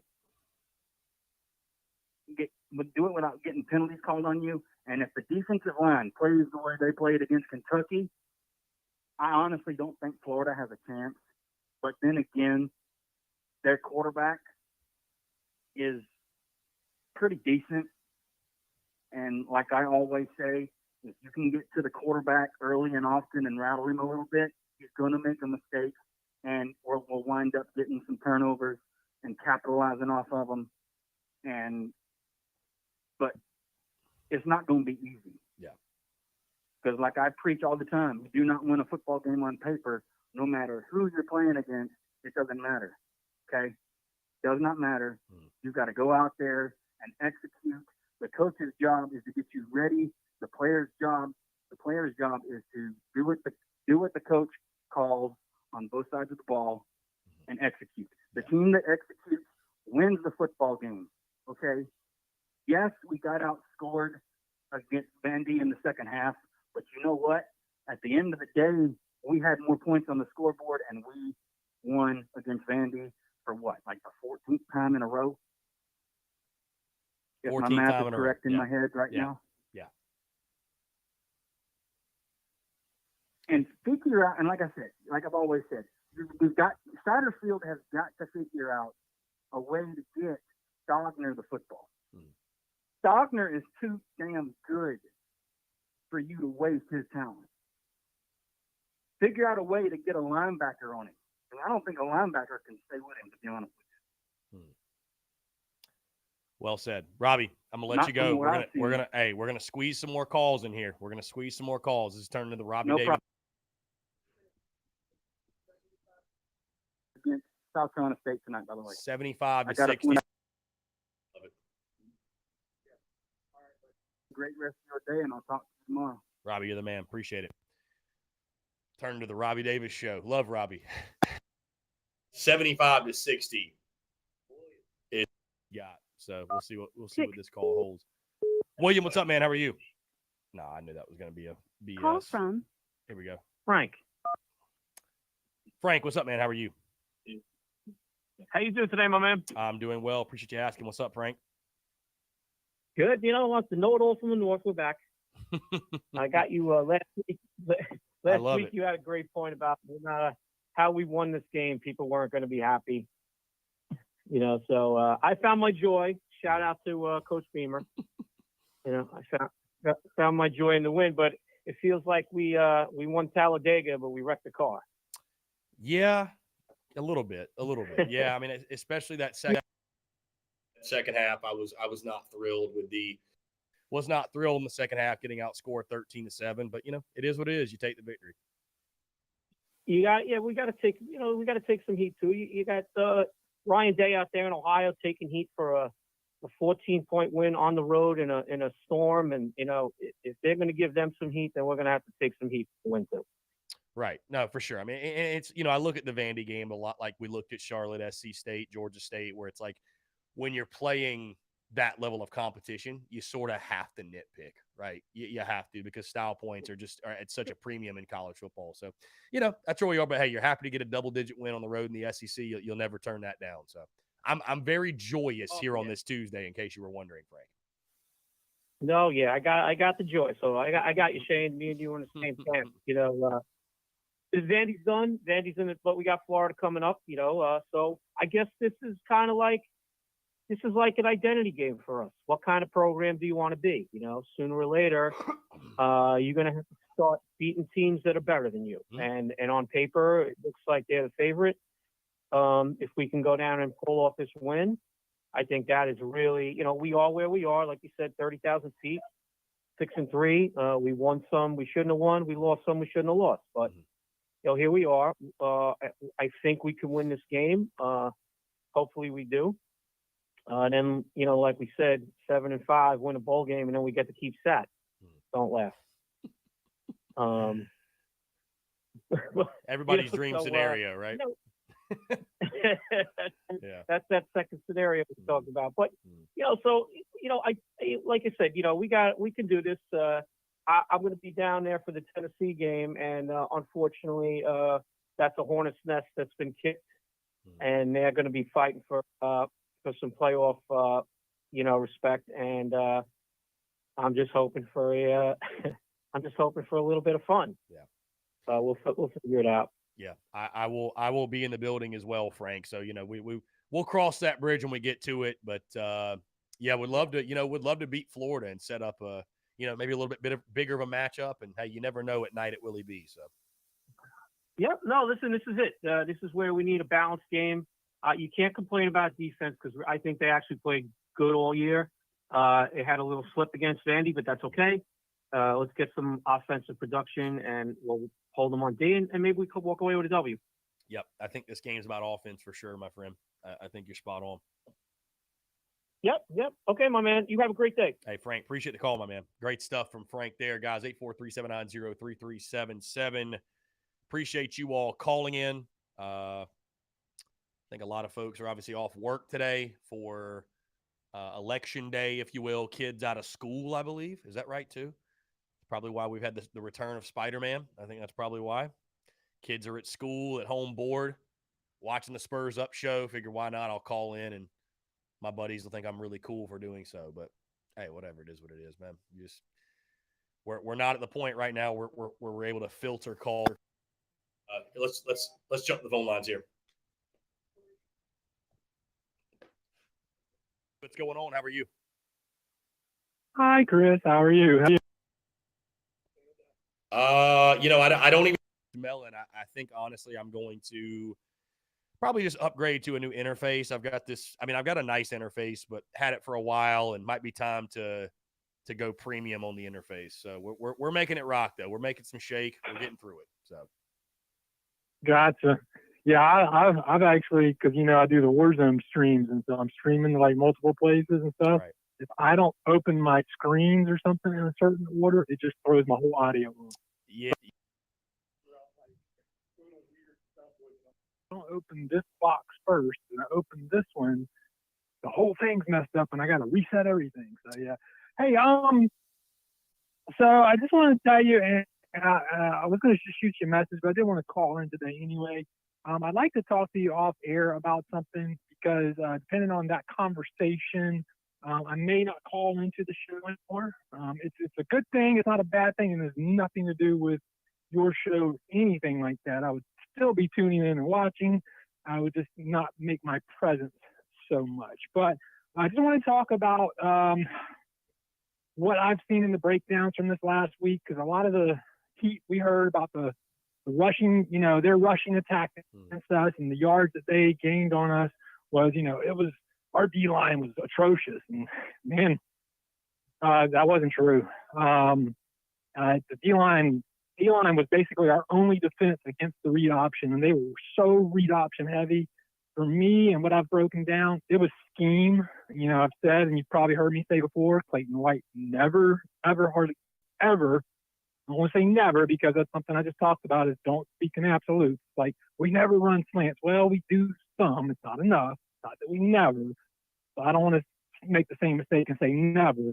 But he does not use a spy very often. There was no spy in Vandy, and there wasn't a spy in Mizzou until the end of the game. And I've called for that, and you've heard me call for that in other games. And it's just, there's never a spy. And it's not, hey, you can't have a spy on every play. Of course not. You got to mix that in. And there's some other things and whatnot. But as far as the run game, when we are dealing with mobile quarterbacks and read options, that's where most of these run yards are coming from. It's not like a straight run scheme that's killing our guys. Our D linemen are getting into the backfield consistently. But on a read option, that doesn't matter because the quarterback pulls the ball. We need a spy to clean that up. The other part of that was Clayton is kind of dependent on his linebackers to clean those up, and we are a little weak there. Sherrod Green and Debo Williams they get a little out of position. They miss the hole, or they overcommit to like Like the D-line's already closed up the center. The D-line did a great job. They closed up the center hole. You need your linebackers to contain the edge in those scenarios. But you'll see Sherrod or Debo run right into the same pile where there's no hole anymore. And then they get caught up and they're trying to get outside to contain, but it's too late. So it's not been the D-line. Yeah. It's been other factors, and there's some scheme issues, and the linebackers are causing us some issues there. And if we don't fix that going into this Saturday, we're not going to beat Florida like we did last year if we don't. AR is inconsistent, but he is playing better this year than he did last year, for sure. Yeah. Yeah. And I mean, like I mentioned, over the last 3 games or 4 games or whatever the stat is, he's 9 TDs, no picks. So he's playing his best football of the season. And I mean, whatever it is, I agree with you. We have to slow down the run game. And again, you're at this point, you're at a point in the season where, early on in the year, you can write off trends and stats as, hey, we don't have enough of a sample size. But you get to this point in the year and teams just kind of are who they are, and their identities are kind of established. And Florida 5-0 when they run for 210 plus, 0-4 when they don't. So I mean, it's like, if you want to win this ball game, you're going to have to slow down the Florida run game. Like I think that's what it comes down to. So our biggest defense against Vandy, and this is Vandy. I mean, Vandy and Florida are not the same. Our biggest defense against the read option was whether or not Zach Pickens could get into the backfield quick enough. Yeah. And he did a lot. Or, some of the other D linemen did too. But Zach was back there a lot. I've heard people pick at Zach. He's not doing anything. I'm like, dude, you're kidding me. Literally our whole read option defense against Vandy was, could Zach Pickens get into the backfield? And you can't count on that on every play. You can't count on your D line to penetrate every play. And guess what? If it wasn't Zach, somebody else was in backfield. Now, they might not have made the play, but they've got to have other people to clean it up. And that's where the linebackers or a spy have to come into play. My thing on that is, if we can see that Sherrod Green and Debo Williams are not always in position to put holes in things, one of them, if you turn them into a spy and have them focus on, the quarterback, their focus becomes, I got to keep the quarterback contained. I can't get stuck up into the line. I have to contain the quarterback. It allows everybody else on the defensive line, the linebackers, to go focus on all the other players and crash the plays and shut the plays down that way. But when you're in a read option scenario and you don't know, because I've heard, Jordan Burch always crashes in. Well, guess what? I got a breakdown coming out today. Very first play of the second half, read option. Jordan Burch didn't crash in on the running back. Guess what? The running back broke it. So it's like, you can't just sit there and go, Jordan Burch always crashes in on the running back, and he's supposed to be responsible for the quarterback. That's not true. Read options are there for a reason. It's not a, hey, he's supposed to contain the quarterback. And that's not how a read option works. And they're told, going into a certain series or a certain place, who they want them to key in on as well. It's like, hey, I want you to key in on the quarterback. Make sure we don't let the quarterback get out of this, on these read options. Or, hey, I want you to key in on the running back. If you don't have, if you're in there trying to make that decision about who to go for, and you don't have that spy sometimes backing you up, you have to make a decision one way or the other. Now, if you have a spy on the quarterback and you're in that backfield already, you can commit to the running back because you got somebody there to back you up for the QB. Or it could be vice versa. You can spy the running back, let the guy commit to the QB, but he knows he has that backup for whoever he's not going for. But right now we're not seeing that. So that's going to be huge, man. Yeah, I was going to say, with all that being said, the question is, are we about the run, yes or no? Because that's all that really matters at the end of the day, whether it's, we've got to be able to slow down the run game. Now, the other issue I'm seeing is Clayton White seems to get very predictable in his play calls. It's like a whole series is all zone, or a whole series is all a bunch of blitzes, or a whole series is just straight man. So it's never like, hey, here's a zone play. Now we're going to run a man play. Now we're going to run a spy play. It's like literally Zone. Man. Blitz. Now, he's backed off the blitzes a lot. I think he finally realized, damn, my D-line's pretty good. I don't need to blitz so much. We get pressure on everybody without throwing blitzes. And the blitzes have backed off a lot. So that's been a huge change for us. That started back in Kentucky. And I thought that was a huge difference in allowing us to, shut down their pass game because we weren't leaving our DBs on an island quite as much.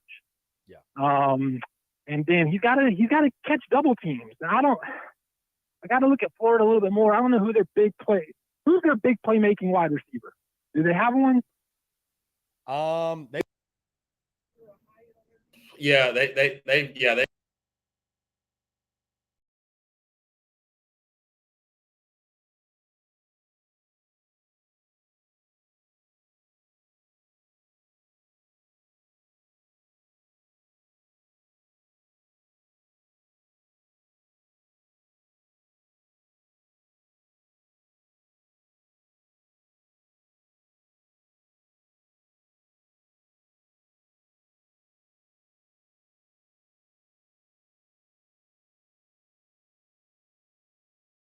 And he's not seeing that and going, hey, I got to go double team this guy at least a couple of plays, back to back. So they go, oh, we can't just go to him.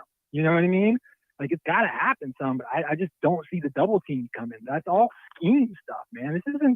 Our DBs are amazing. We've got an amazing DB crew. I heard people going, well, we're thin on defense. Man, yeah. The guys who have stepped in, Gilbert Edmond is killing it, bro. He is killing it. Listen to me. Everybody's like, oh, he's not really good against the run. I'm like, shit, he's not good against the run. He's in the backfield shutting down run plays as much as he's in the backfield shutting down pass plays. He's doing great. Tucker Hemingway's doing amazing.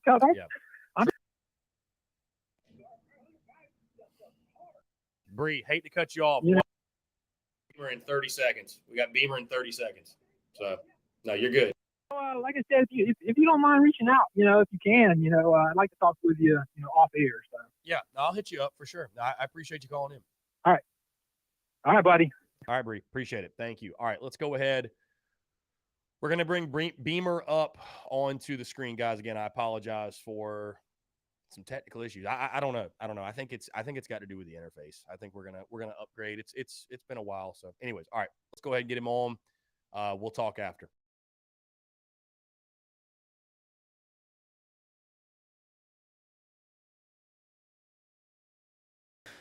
Played a great half of football 2 weeks ago against Georgia in the second half. Carried that over to their performance in College Station last Saturday with their best performance of the year and certainly a dominant second half against Texas A&M. They're good in all three phases. Obviously, everything starts with the quarterback. He's an elite player and a weapon every time the ball's in his hands, running, throwing, you name it. He's just so impressive to watch. Good defense, weapons everywhere on special teams. Similar to last week, we're going to have to go beat them. They don't beat themselves. They're number one in the SEC right now in turnover margin. They're one of the fewest penalized teams in the SEC as well. So they're doing a lot of things right and getting better each week. It'll be a great environment down in the Swamp. I believe it's a sellout from what I heard, and should be a fantastic atmosphere. And looking forward to getting down there and playing on Saturday afternoon. Questions? Shayna, you mentioned that BJ was going to have an MRI. Are the results of that back? Results are back. I'd say he's day-to-day.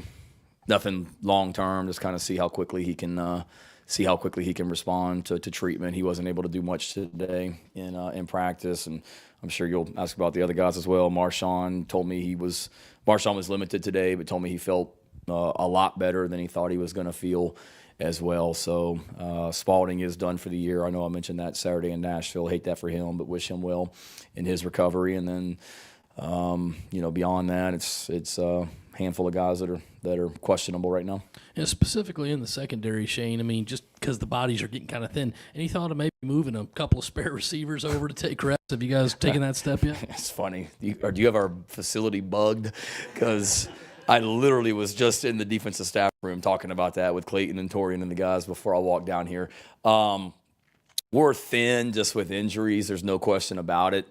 but we're not to that point yet. You hate to lose a Spalding and other guys that are banged up, but we're not to that point yet where we have to start, moving people over yet. But we are thin, and thankfully, knock on wood, our starters for the most part are healthy. But certainly, we've got some young guys, and fortunately, the way we practice allows our entire team to try and improve as the year goes along. So that's allowed the young defensive backs that haven't maybe played as much to get better throughout the season, and potentially, play them late in the season if we needed to in a bind. Coach, I've been asking the players, Kai and Rush, but have you found this week that breakfast has been a little sweeter once you got that bowl eligibility locked up now moving forward? It's sweeter, but by no means are we satisfied. Certainly, we're very proud to be bowl eligible. There's a lot of teams across the country right now that are sitting there with either 3 wins, 4 wins, or 5 wins that are fighting like crazy to get bowl eligible, storied programs in college football. So I don't take for granted being bowl eligible. It's a hell of an accomplishment in year 2 after 9 games. But we should not. We can be happy about it, but none of us are. We better not be satisfied. We better still be hungry. There's a lot left to accomplish. Talked about it as a team this morning. The guys that came back this year for another year when they didn't have to, Zach Pickens, Javon Gwynn, whoever. I don't think they came back just to go to a bowl. I think they had higher expectations than that, and let's try and be better than we were last year. Last year, our regular season record was 6-6, and we'd surely like to be better than that this year, but going to take a lot of work. But the way we practiced today looked like a team that was not satisfied with just having 6 wins. Shane, you got a favorite Tom Petty song? No. He's got a lot of good ones. And I guess the run defense has been not great maybe the last 2 weeks. Watching film and kind of reviewing some of that stuff, what have been some of the biggest deficiencies in trying to stop the run? I think going back to last week was just missed tackles, honestly. I mean, when you miss tackles, you give up explosive runs. And we got out of misfit a couple gaps against Vanderbilt for sure. That we weren't exactly where we needed to be, or we came in there with the proper, the incorrect leverage or whatever it may be, and then a run spit out of there. But typically, if you can fit the run the right way and at least tackle well, you're going to be pretty good from a run defense standpoint. And we weren't good enough last week at tackling, and certainly misfit some runs. But I don't think it's something we're in panic mode, because we've been pretty good at it for the most part, and handled some run games here leading up to that. We haven't been good enough the last couple of weeks for sure, and this is a really big challenge this week. Not just tackling their running backs who are talented, but it's a really, really physical offensive line and a unbelievable quarterback as well, that if he gets rolling, you're not going to catch him. So we've got to really be sound in fitting the run and getting 11 hats to the ball. Hey. Anthony, what has stood out about him on film, and how does he kind of compare to some of the other guys you face? Your KJ Jeffersons and your Mike Wrights and all of that, who caused problems for you this year. His size, and where do you want me to start? His size stands out. His speed stands out. His arm strength stands out. He's a guy. You saw it against. It was LSU. He had a 80-something yard touchdown run where guys are just literally bouncing off of him. And I don't know who all of their players and their 40 times and all that, but if they got anybody on that team faster than him, it's scary, because he's so fast, he's so athletic, he's hard to bring down, but then he's just got unbelievable arm strength. He can make every throw on the field, and he's immensely talented. And there's a reason when you look at some of the gurus out there and their draft projections and all that, there's a reason you see him as one of the top 4 or 5 quarterbacks in the draft for whenever he comes out. So he's really, really talented, and he's got some great players around him also. Yeah, another one on Richardson. How do you feel like Clayton's defense has gone against mobile quarterbacks and being able to stop those guys, and what's the biggest key to being able to do that this week with the personnel you have this year? Yeah, I think good. It's easy for people to point out, well, played Arkansas and it didn't go so well, or whoever. Well, there's also a lot of mobile quarterbacks we face that we've handled as well. And I think one goes back to putting together a great plan. Two, everybody just doing their job. And when you talk about stopping the run, and I've said it before, most people think, okay, well, that's the defensive line and the linebackers. Well, it's the secondary as well. We got to make sure that our defensive backs are fitting the run and coming up there with physicality and the proper leverage. It's effort to the ball, getting 11 guys around there. So I'm sure Clayton would tell you that you always need to be better, without a doubt. And we weren't good enough against Arkansas for sure. And certainly with Vanderbilt's quarterback last week, some runs popped out with him as well. And that's going to happen. I mean, they're going to make their plays as well. We just got to make sure that we do a good job of limiting the explosives and getting stops. Shane, kind of a philosophical, bigger picture question is running the ball successfully and defense still the keys, the bedrock to winning in the SEC, or has that changed since your time when you first started in this league? No, I believe that it's still critical. When we have our goals each week as far as how we want to win football games, and when we reach our goal of what we expect yards per carry for running the football, we're undefeated. We haven't lost a game ever since I've been here when we reach our goal of running the ball.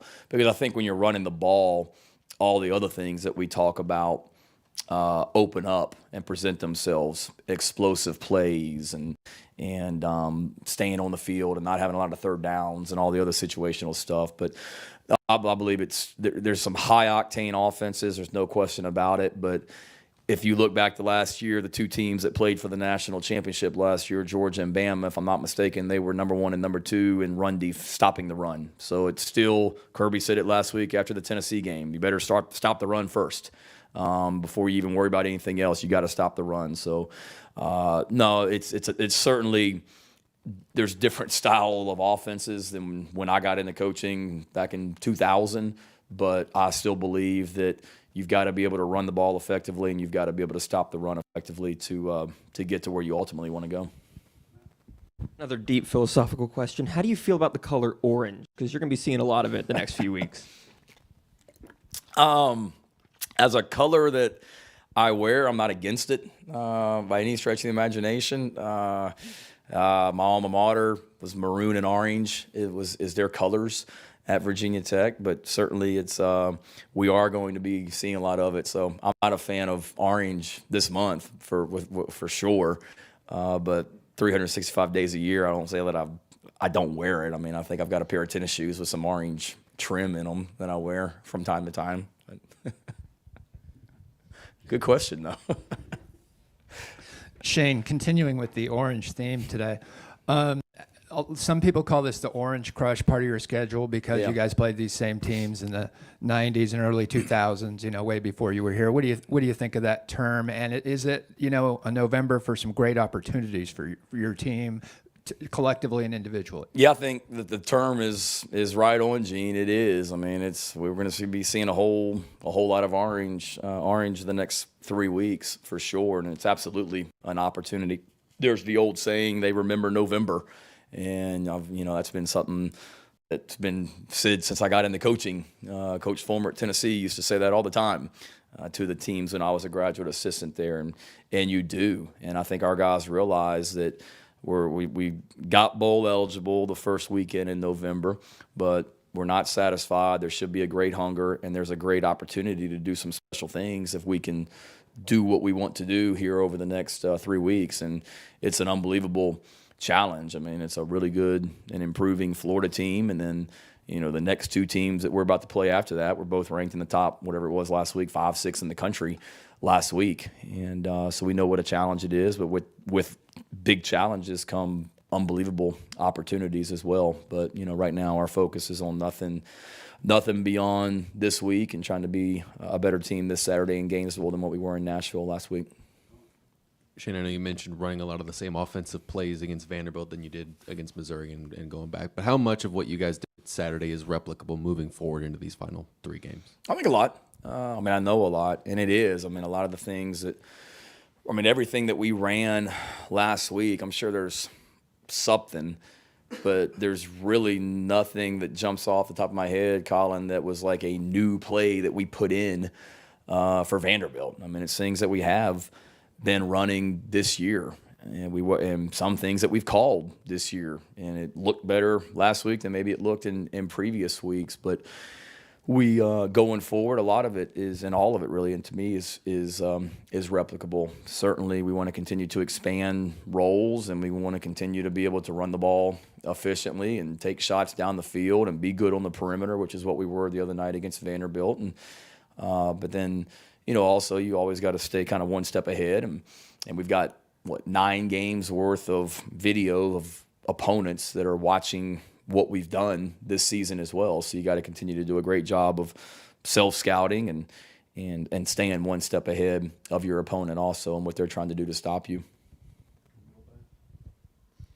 Coach, when you were an assistant at South Carolina, Billy Napier was an assistant at Clemson throughout that duration. So just from what you've seen from afar and maybe in the times that you two have crossed paths, what are your overall impressions of him as a coach? Yeah, impressed. A lot of those guys, when I first got to South Carolina, Dabo was an assistant coach at Clemson. And then he got the job, and Jeff Scott, I guess, replaced Dabo as an on-field coach. And then Billy came in, and I guess my last year at Carolina was 2010. I think Billy was the coordinator that year, if I'm not mistaken. So somebody that got a lot of respect for.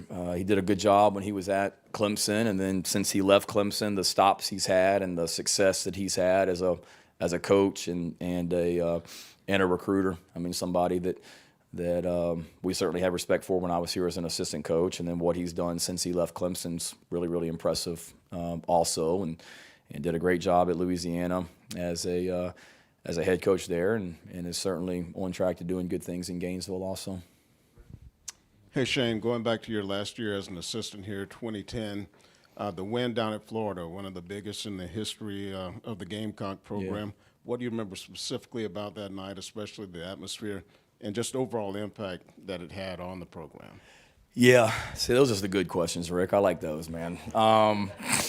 In the sick, twisted way that I am, I remember that was a night game, stayed in Ocala. I remember my wife was on the trip, and we had some free time that afternoon, and we went for a walk. And I remember just vividly being on the walk thinking, okay, when we kick off to start the game, do we want to kick to the left? Do we want to kick to the right? Left, right. Just kind of thinking back and through, how do we want to start the game? And clearly I made the wrong choice because we kicked off, and they ran it back for a kickoff on the opening touchdown in the game. And I'm like, you got to be shooting me right here on this one. Like, the biggest game that we've had here at South Carolina. I remember Urban Meyer being on his coach's show the week before talking about we need to make the Swamp the loudest it's ever been this Saturday night, and how do we start the game by me as the special teams coach giving up a 90-something yard touchdown run, our kickoff return to start it. But then after that, I think about what an awesome night it was for South Carolina. I remember, just all 3 phases playing well. Marcus Lattimore and just the game that he had that night, and just putting that team, on his shoulders and carrying us to victory, and then running away with it, to be able to face that adversity on the first play but not flinch, and just some unbelievable great players that were on the field that night, and to it being pretty special for Coach Spurrier as well to win the SEC East in the stadium that he had so much success in. Also, that was an awesome night, and again, a validation and testament to what can be done here. We won the SEC East that night, and clinched an opportunity to go play in Atlanta for the SEC championship. So we showed that night that it could be done, and we're working really, really hard now to get back to that point and do it again. I know you said it earlier that you're not quite at the receivers playing defense point, but in general, with Gene playing running back and guys moving around, what goes into kind of giving a guy a crash course on a new position in the middle of a game prep week?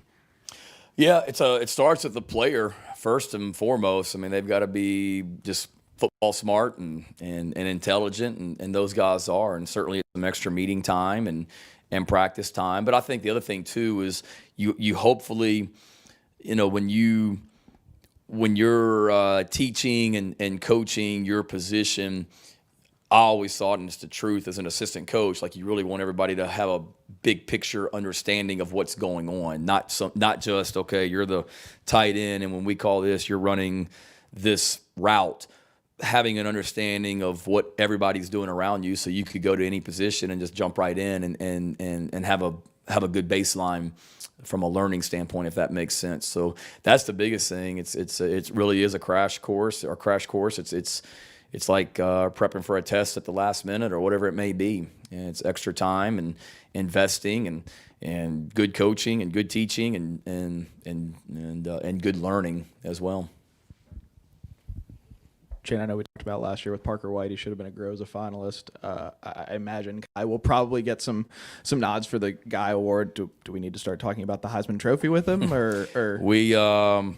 It would be a travesty if he wasn't one of the top guys in line for the Guy Award. I mean, he's phenomenal. He's just he's a talented punter, as we've shown. He's controlled field position for us. He's a weapon when the ball's in his hands. I mean, the throw that he made, the fake punt against Georgia was a great throw. The throw last week was a great throw to Tonka.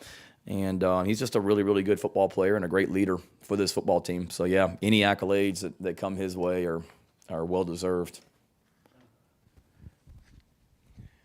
Getting kind of late in the season now, and I know you've had a lot of opportunity, or some opportunity at least, to watch some of these freshmen grow up a little bit, and wanted to see if you could comment specifically on your two freshman quarterbacks, or three, I guess, if you want to, and also Anthony Rose and Landon Sampson on how you've seen each individually progress. Yeah, I think Rose has been really, really, really good. He's really doing well in the classroom. Proud of him from that standpoint. And then he gets better on the field as well. Landon has worked hard to get stronger and change his body and be a solid receiver for us. He's done some good things and is on track. And then I like the freshman quarterbacks. Braden was obviously here during spring practice, so we saw him, and he's having a nice fall. Tanner Bailey, we actually took on the trip with us to Nashville last weekend. Tanner is one that continues to get better and really, really works to learn the position. And then Jalen Daniels also was a guy that he's got immense physical tools and really takes practice seriously and tries to get better. And I've mentioned a couple times to you guys those Sunday evening practices that we have. You know, the last couple of weeks, we've 2 weeks ago, and then even a little bit last week, we were out there maybe a little bit longer than I wanted to, because we basically just scrimmage with the young guys, our developmental guys, at the end of the practice. I mean, and it is intense, and our players, our older guys, they take great pride in their side of the ball. And Rose made a great interception in that practice Sunday night. Jalen, Tanner, Braden, they've made some really good throws in that thing on Sunday night. So I'm excited about those guys. I'm really excited about the whole freshman class in general. They're doing great things off the field, academically and socially, and then they're really, really working hard and doing some great things on the field, whether it's a guy like Nick and DQ who are playing right now, or whether it's a guy like those guys you just mentioned that are redshirting at this point but making progress.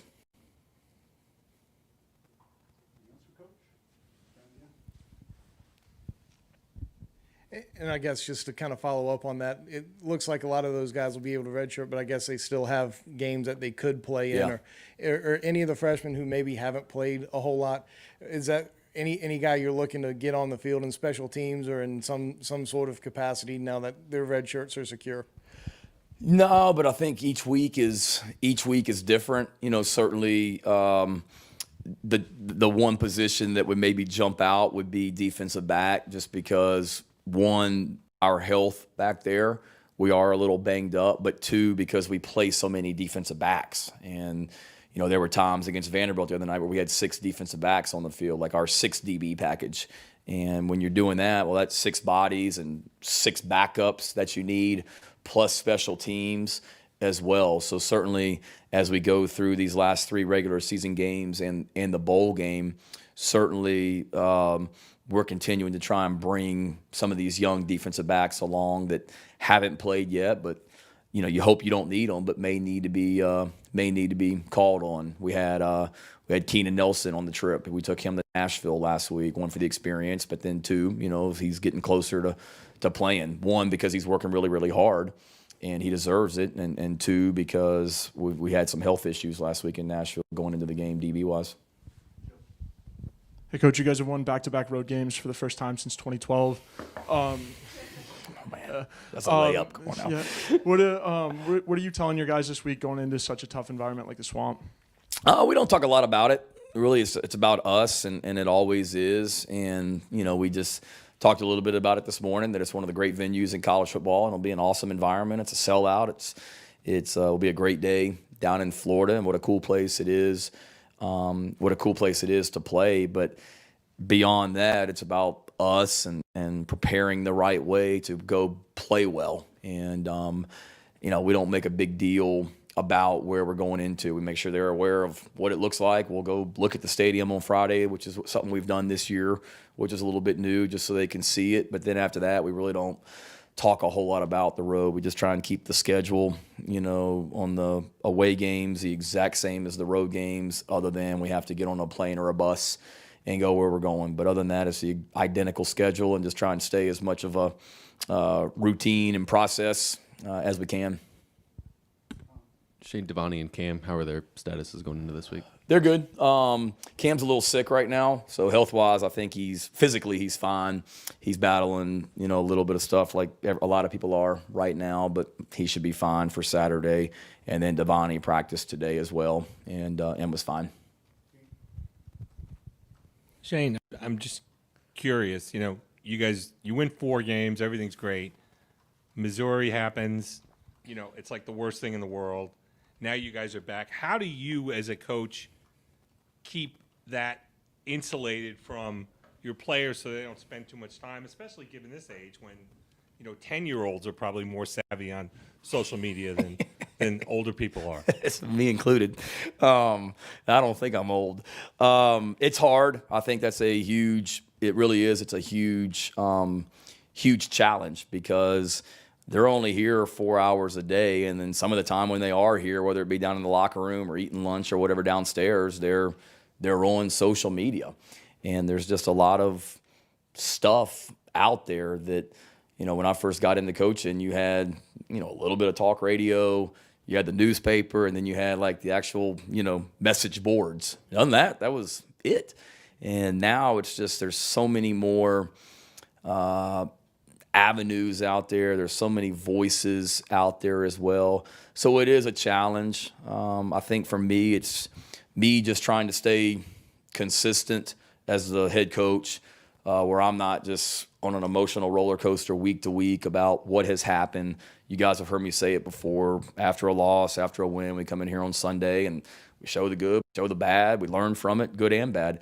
And then it's go right back to work as well. But I'd be naive to sit here and say that, you block out everything, because I think I also probably need to be aware of what a lot of the things they're hearing out there are also. But just trying to be honest with our guys and real with our guys, where here's what is being, or here's what maybe the outside thinks.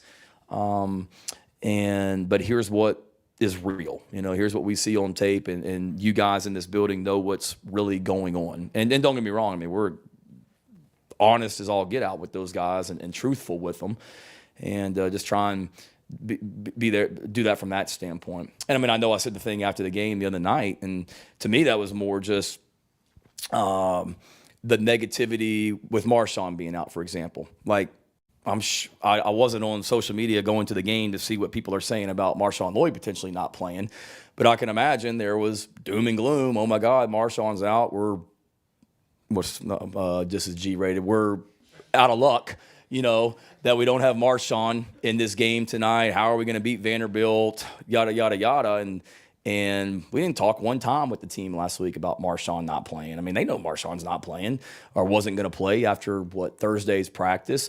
But it wasn't like, hey, guys, Marshawn's not playing. We all got to rally. It's, we've dealt with injuries before. Quarterback situation last year and whatever it may be. DBs that were out this year for different injuries. It's just kind of like go to work and keep on going. And if you spend too much time worrying about who you don't have or what's being said and things like that, you're taking away from what you need to do, and that's getting ready to play each and every week, if that makes sense. Okay. Shane, correct me if I'm wrong. Did you guys go to the away stadium on Fridays last year? Was that a thing? I guess why? What kind of went into adding that wrinkle, I guess, on a road trip? Something I thought about. I had done it. We had other places I've been. Sometimes other places I've coached, Oklahoma. Trying to think. Coach Spurrier did it a little bit. Sometimes you would maybe go see the stadium. A lot of times we did it like if it was a night game on the road, just to get them out of the hotel and go see the stadium and walk around a little bit. We did that some at Oklahoma and South Carolina both when I was here as an assistant. We didn't do that at Virginia Tech. We didn't do it at Georgia. We didn't do it last year. But for home games, we have meetings here, and then we go across the street and do our walkthrough on Friday afternoons in the stadium for home games.